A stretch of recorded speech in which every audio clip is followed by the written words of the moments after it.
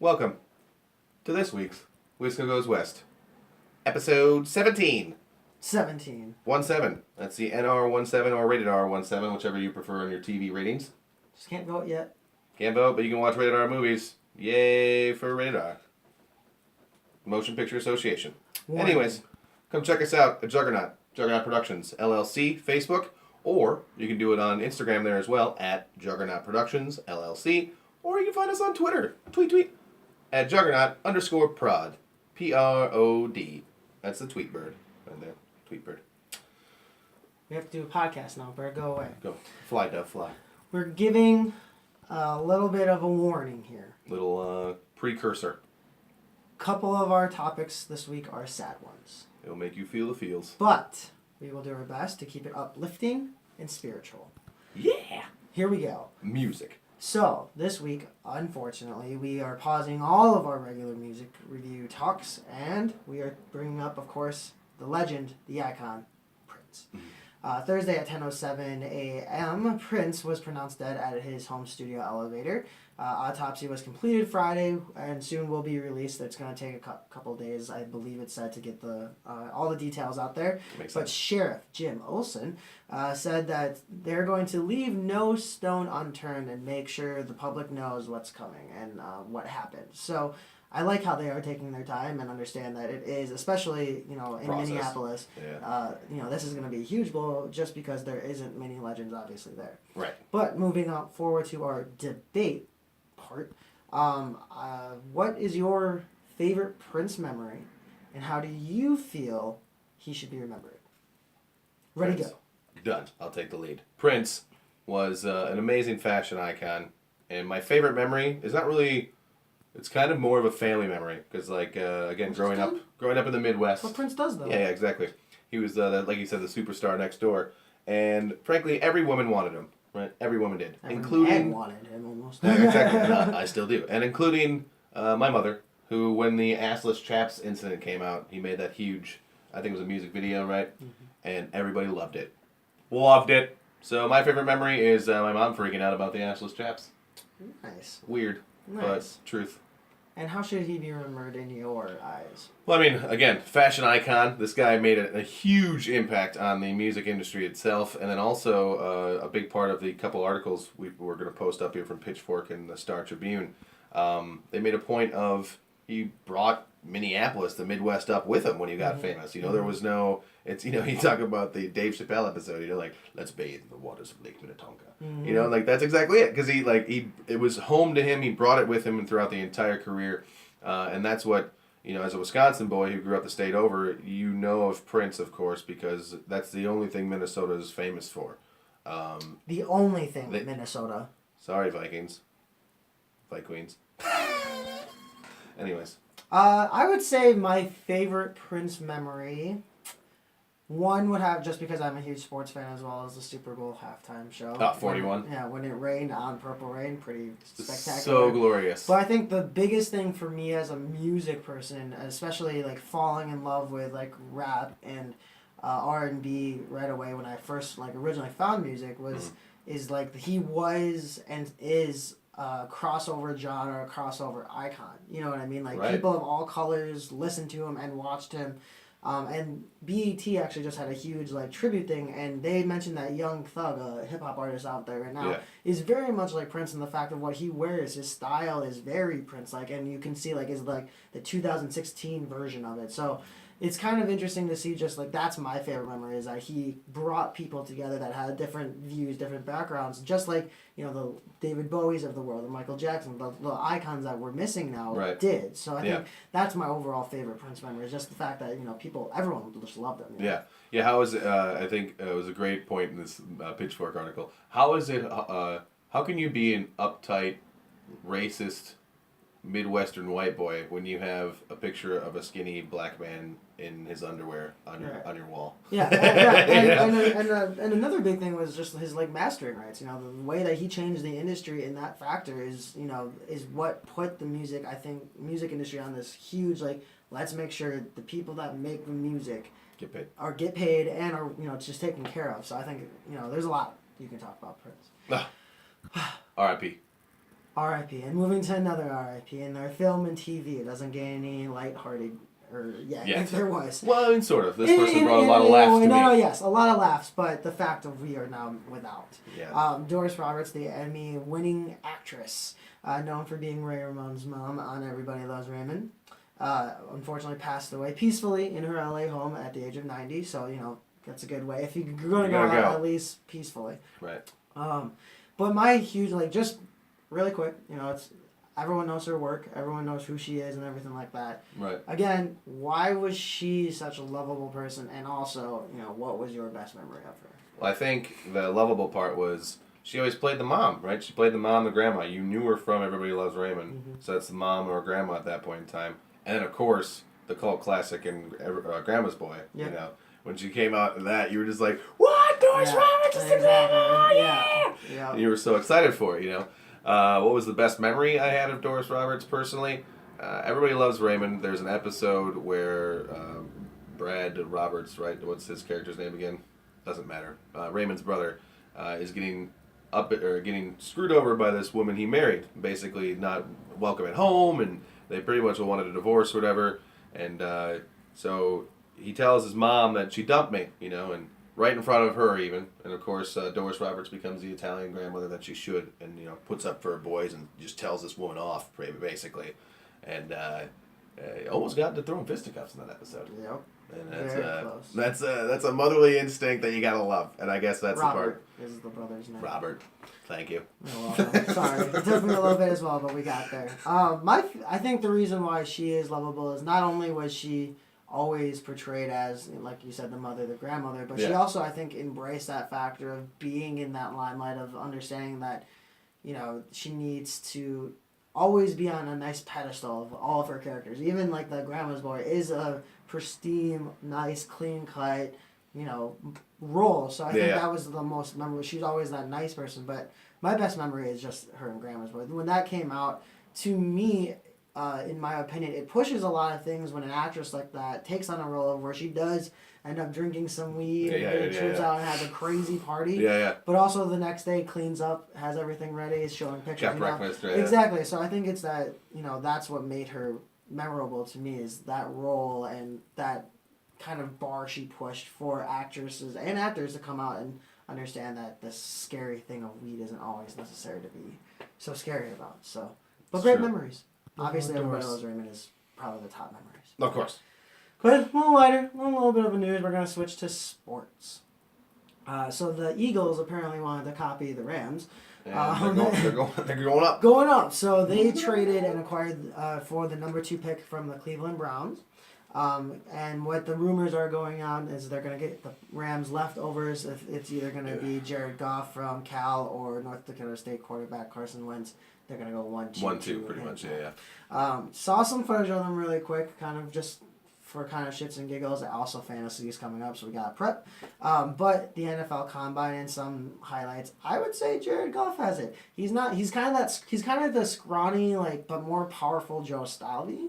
Like, he has that arm and accuracy of it. And he, during some just quick plays out there on the Combine, got there. And these are all with different receivers he's never thrown to. Right. I saw the Carson Wentz guy, and he missed some, what I felt like, hey, I know Randy could probably drop 5 and get that over. You know what I mean? Not to, to do that, but it's there's a lot of things that go into that day, obviously. But of course, when the lights are on, that's when you have to perform in the NFL as a quarterback. Yeah.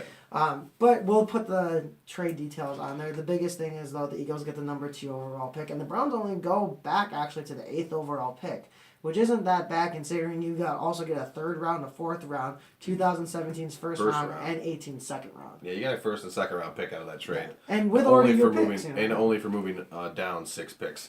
And as you were saying, the Browns are really in need of a quarterback, which I don't know what their state is because no one ever does. They can still pick up a pretty good quarterback in the 3rd one that's there. Not necessarily either Jared Goff or Carson Wentz, but there's an all right backing list there for us as far as for quarterbacks in this combine. Now, will it be any better than the people they already have? Yeah, that's the question. What we will see, and make sure that you tune into the NFL Draft. I believe this Thursday, 1st round. Here we go. Getting excited for that, but. Switching into kind of an overall theme of the professional leagues of football, basketball, and baseball. So James Harden, Rockets guard, made an amazing move to the basket while playing the Golden State Warriors in this year's playoffs just a couple days ago. Yeah. Kind of went down the lane, pushed off, did a spin move, step back, hit the shot. Definitely pushed off. Go on forward, Draymond Green hits the ball off of his foot. Yeah, Rockets win by 1. Exactly. Here we go. Series is 2-1. Now, my question is, the NFL then came out, or the NBA came out the next day saying that should have been a call, that the Warriors should have won, they should be up 3-0 right now. Right. Pretty much.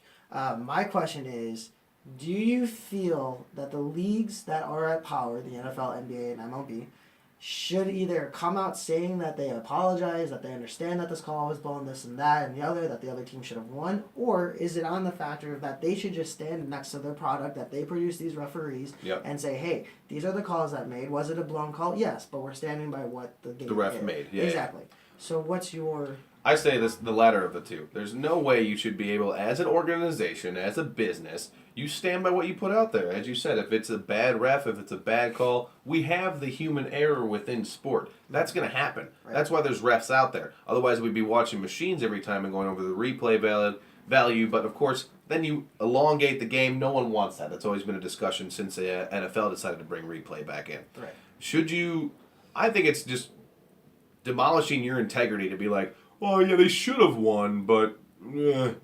well, then what the hell are we playing the game for? Yeah. Stand by what you do. As you said, you can say you made a mistake. Yeah. I'm okay with that. Yeah. But don't come at us and be like, well, the Warriors should have won that game. Yeah. Well, why the hell didn't they? Yeah.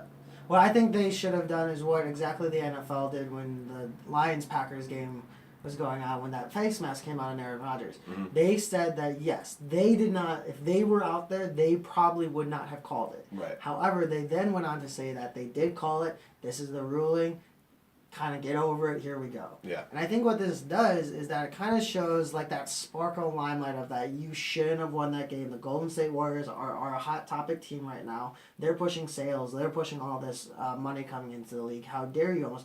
I'm not saying that the NBA is doing that, but I'm saying it leaves it open to the mind that you're protecting a team. It's like, well, if the shoes were switched and Steph Curry made that move, pushed off, would you have come out and said, that's where the debate comes in. I think that's where the argument of where you should just stand by your team as well. Was it Jordan over the Pacers, right? I mean, that was the Pacers. What was the move? He said that the Utah Jazz. It was the Utah Jazz last second. Come on. But again, they didn't flip flop on that and say no, 100%. You know what I mean? But that's a worse push off than what I saw Harden do. Right. You know. But then again, that was the refs at the time. That wasn't the NBA. True. Yeah, the NBA. So I think that's where the debate will come in. But I want to know your opinions out there as well, please. Because this is something that always gets us as fans, no matter what sport it is. We always get wrapped up on calls. Riled up. What should you do?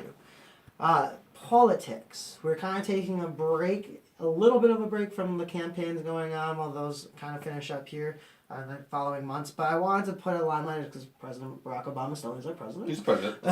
He's president. He was in an interview with BBC talking about the problem in Syria. Yep. Once again, and he was quoted, quote, "It would be a mistake for the United States or Great Britain," goes on to list a couple other countries as well, "to send ground troops and overthrow the Assad regime." Yeah. So what is the biggest problem that's going on within Syria? My question is, it's kind of, quick, easy debate as well. Was this a good move by not only the president, but the United States? What can be done? And is there anything left in Syria to literally fight for? Well, that's why I think that's what weighs, that last question weighs on whether or not that first question is a good move, right? Is there anything left to fight for in Syria?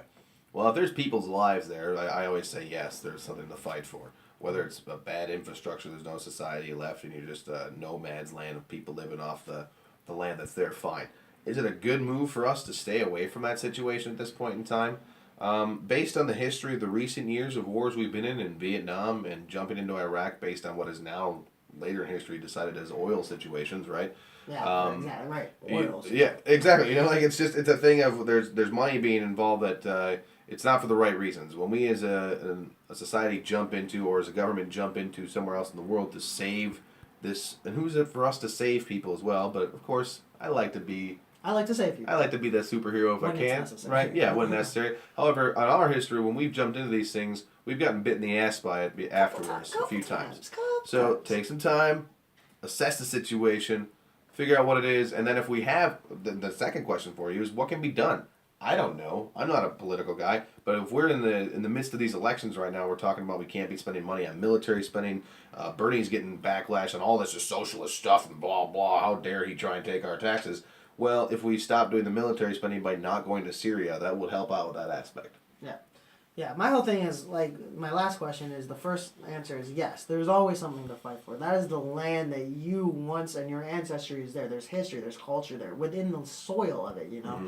So yes, there's always to fight for it. Do I think it was a good move? I do think it was, because right now, like you said, we don't have the entire situation, I don't feel like, under wraps, you know? And so whereas it's not the whole thing that's not our problem, because it will eventually become our problem, but what we're saying is, right now, this can be contained by certain places more around that area of land that you can kind of add to, you know, and what we can assist in. Yeah. And I think that's the right move. I think that we do need to assist. And what can be done is, I think the whole James Franco and Seth Rogen movie, the interview, I think it's the exact same thing, that if we go in there and chop off the head, they're just going to replace the head. We need to start at the bottom and re-educate these people about trusting the Western government again and trusting us to ensure that we will push towards happiness. And I'm not saying that we're not guilty. We obviously did something to feel of where they felt betrayed in that kind of whole scheme of love everyone.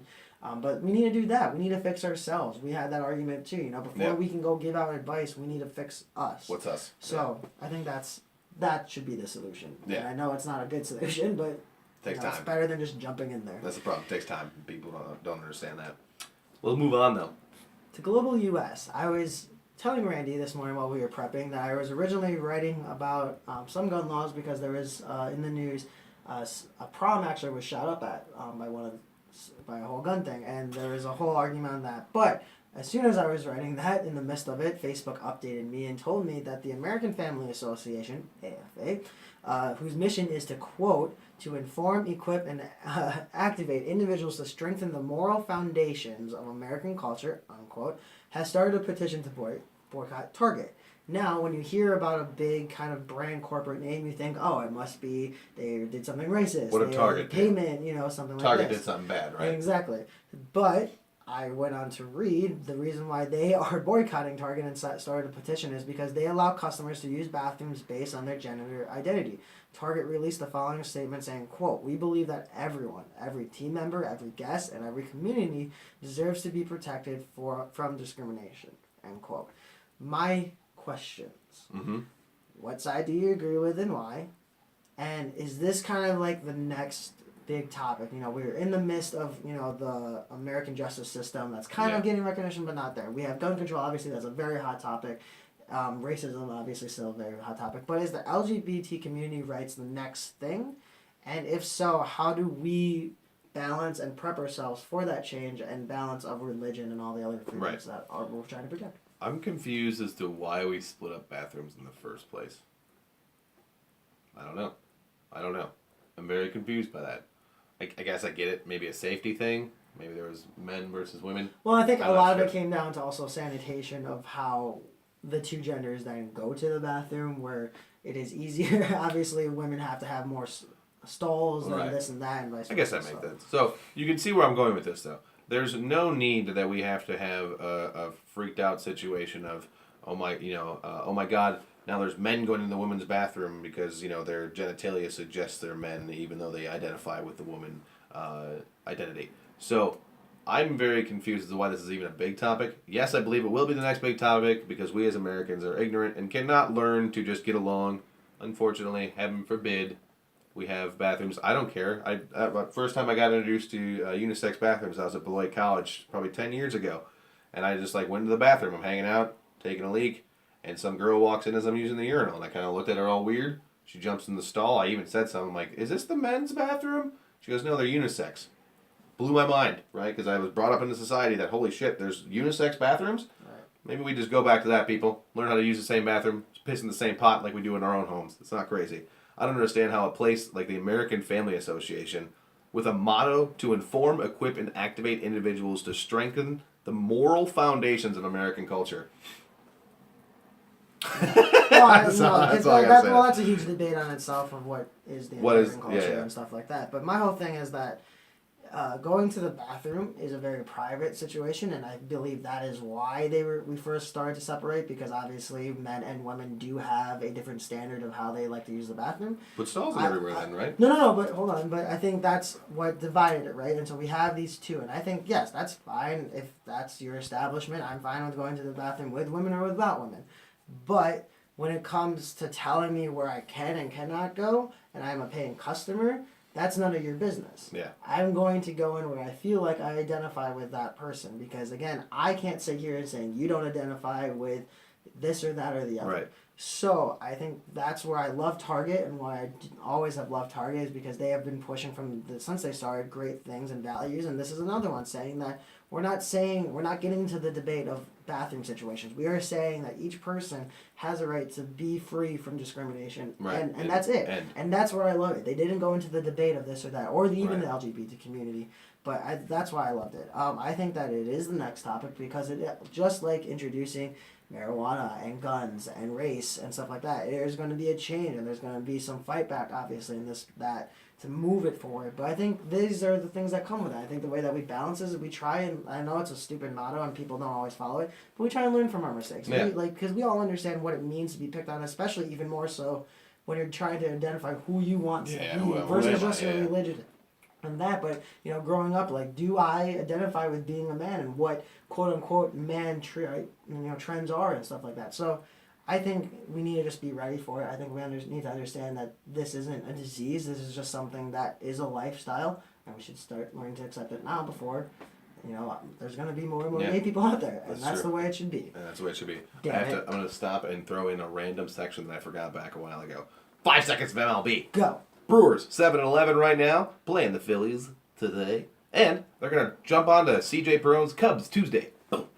No one cares about your Cubs. I understand. 16, you had a no-hitter. I got it. Blah blah. I don't care. I don't watch baseball, and I still don't care. Still don't care. Anyways, going back, we are changing one of our beloved segments of Home Sweet Home to what I am calling and introducing tribute out of the Breakfast Club radio show, Donkey of the Week, or you can call it Ass of the Week. Whatever. Jackass of the week. Asshole of the week. Douche nozzle of the week. But what we are doing is you or I are going to bring up a situation, a person, a topic, something that's going on, and debate if it's donkey worthy. If this person should be in that situation. What are we talking about this week, John? The very first one, the introduction, is Justin Bieber. So, recording artist Justin Bieber put out on Instagram post of someone put out an Instagram post saying that this is Prince. How he felt alone right now, obviously from his death, and this, that, and the other. And again, it's just a nice tribute post. Yeah. And the next thing Justin Bieber then comments. One of the quotes was saying the last living legend has died. He went down saying that, well, he's not the only last one, type of thing. Not the last greatest living performer of all time. But after that, the media, blogs, social media, radio, all this called him and threw him under the bus, calling him not only inconsiderate, but a traitor. He should lose fans of this. He's just a fan grabber, blah, blah, blah, blah, blah. Is he a donkey or not, in your opinion? Ew. I'll come back with my response, but you can go first. Yes, Bieber. Learn to hold your tongue, man. As a human, as a person that is ethical, who likes to be just like the AFA, I like to strengthen the moral foundations of American culture. Yeah, man, just hold off for a bit. Just take it easy, you jackass. Prince just died. No one needs to hear about you or what you think are the people who are best living performers of all time. Now, as a PR guy, as a marketer dude, damn, that was a good move. Yeah. my whole thing is, I do not think Justin Bieber is the donkey. I think that we as people and as media usages are the donkey, because right now, because you said it right in that statement, no one cares about what you say about Prince right now. It's all about Prince. But then we made it about Justin Bieber saying this about Prince. We as people can go on every day saying, oh, look what Justin Bieber said. Great, keep scrolling, let's look at more Prince posts. But no, we sat here arguing him this point when we should be just focusing, like you said, on Prince. Yeah. And I think that people like Justin Bieber's, the Miley Cyruses of the world, people that are people at the end of the fucking day, make mistakes, and they have become the ones that the media, like the ghost, the scapegoat for media. Like, Right. oh, there's nothing to talk about today besides the Prince thing. How do we get more views? Oh, Justin Bieber's an asshole. Like that. Well, come on. Where's the limit to this? So I think just in that closing remarks, Justin Bieber, just try and be better every day. That's all we ask. Just be better. You're not the dick necessarily. Sometimes I'm not saying he's not a dick. Yeah. There's stuff that he did that is very donkey of the week. This specific one could be looked at media. Anyways, let us know if you think he's a jackass or not on the social medias. We're on Facebook. You can find us at Juggernaut Productions LLC. You can also do nice. Yes. You can also do us on Instagram at Juggernaut Productions LLC, and also you can find us on Twitter, and that one is at Juggernaut_prod PROD. Fly away, tweet bird. Thank you again for coming in for episode 17, and we will see you next week for episode 18, where we will learn how to vote. Have a great week.